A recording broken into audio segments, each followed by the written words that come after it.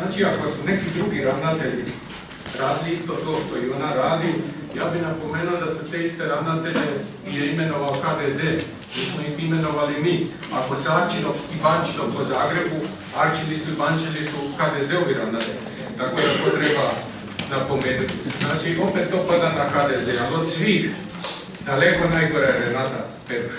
Jer ići tužiti novinara ili time Narodnog muzeja, to je stvarno, pa vi meni ne možete ni dati odgovore na ta pitanja. Ja ću čekat 365 dana, neću dobiti odgovore, se na to ne može odgovoriti. Vi ne možete to odgovoriti. Vi meni ne možete odgovoriti na konzumaciju jela i pića, jer ja znam da je ona jela i bila sa svojim mužom i Davidom Ricom. Ne možete mi odgovoriti, čekat ću 365 dana, čekat ću 2 godine, nećete mi ništa odgovoriti. Ne možete odgovoriti, a hoćete imenom. Pa odgovoriti?